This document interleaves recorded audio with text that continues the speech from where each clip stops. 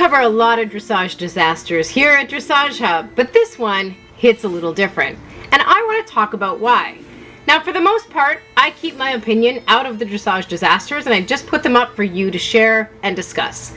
We have gone in depth about some of the rides that I've seen in terms of trigger stacking and how it affects horses. Now, this is the polar opposite of trigger stacking, so I wanted to make sure I share a video with you so you can understand the difference between a horse that is trigger stacked and a horse that isn't. Judy Reynolds debuted this horse in its first Grand Prix this weekend. She does a spectacular job of coming back from what could be a dressage disaster. Now, what we see here is a little more classical form of riding. Judy Reynolds represents an independent leg and seat aid in her riding, which we tend not to see from the riders who are rolkuring their horses. They tend to water ski. We see that in their position and their horses' frames.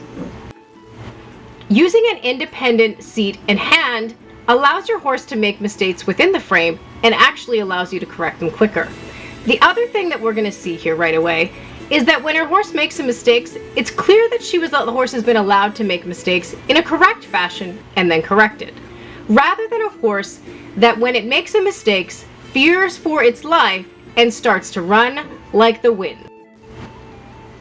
Watch closely now. The horse is coming back from the walk work, heads into the piaffe, and off it goes into a little bit of a mishap.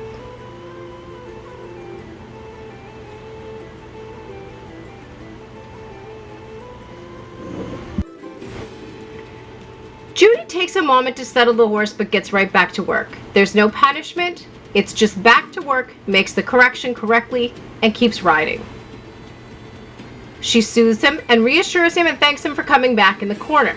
Now, it gets even better, and that's why I wanted to share this ride with you. Most horses that are trigger stacked in their dressage disasters at this point would get tighter and tighter in the work, meaning that these canter pirouettes, the extended canter, the flying changes would all go downhill. In this case, we actually see this horse come back and be able to do some relatively good work.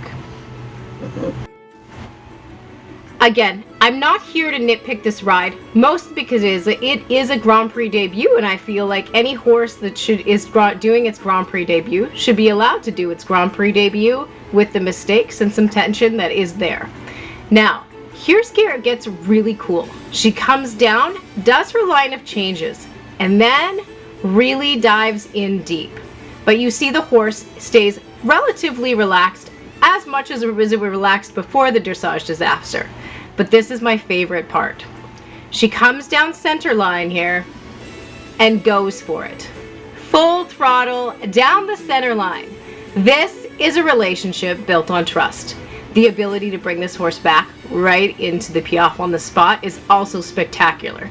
You cannot do that with a horse that is trigger stacked unless you water ski on its face. This is probably the most spectacular and correct dressage disaster we've seen. I would go so far as to say not really a dressage disaster, but more of what you say when the fans and the people of Dressage Hub, or the haters of Dressage Hub, tell me it's just a moment in time and all horses spook. This is what it should look like, not like it's trigger stacked.